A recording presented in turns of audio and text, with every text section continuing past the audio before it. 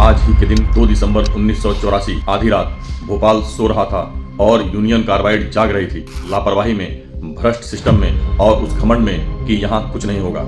लेकिन उसी रात दुनिया के सबसे बड़े इंडस्ट्रियल मर्डर की शुरुआत हुई। हाँ, यह एक एक्सीडेंट नहीं, मैन मेड मर्डर था। यूनियन कार्बाइड के MIC गैस टैंक का प्रेशर हफ्तों से बढ़ रहा था। अलार्म बजते थे, लेकिन फैक्ट्री मैनेजमेंट ने उन्हें रोजमर्रा की चीज मानकर इग्नोर किया। कई सेफ्टी सिस्टम खराब पड़े थे, लेकिन कंपनी ने खर्च बचाने के लिए उन्हें चालू नहीं कराया। और सबसे खतरनाक बात, अंतर्राष्ट्रीय यूनियन कार्बाइड प्लांट्स में जो सुरक्षा मानक लागू थे, वो भारत वाले प्लांट में जानबूझकर लागू ही नहीं किए गए थे। तो क्या यह सिर्फ गलती थी या जानबूझकर किया गया समझौता? क्योंकि यह भारत था।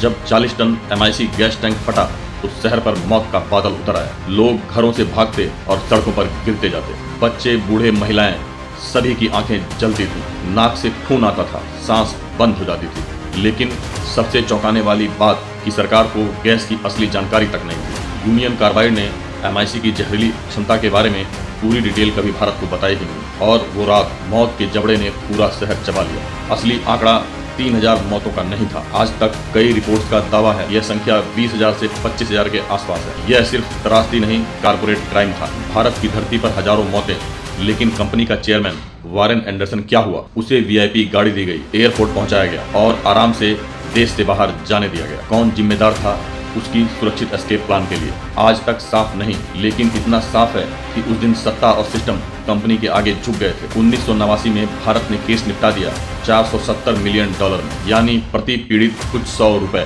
इतिहास में इससे बड़ा मजाक क्या होगा? क्योंकि अमेरिका में ऐसे ही हादसे में यूनियन कार्बाइड पर मुकदमा चलता तो कंपनी $बिलियन में डूब जाती। लेकिन भारत का सिस्टम कंपनी को बचाने में लगा। 2 दिसंबर 1984 सिर्फ एक तारीख नहीं, यह भारत में कॉरपोरेट लालच, सरकारी ढिलाई और सिस्टम की नाकामी का खुला सबूत है। आज भी हजारों लोग बीमार हैं, फैक्ट्री का जहर जमीन में घुल रहा है और इंसाफ वह आज भी कहीं फाइलों में सो रहा है। मैं हूं ब्रजेश और यह थी इतिहास की सबसे बड़ी चेतावनी, भोपाल गैस त्रासदी। कहानी खत्म नहीं हुई, क्योंकि दर्द अभी जिंदा है।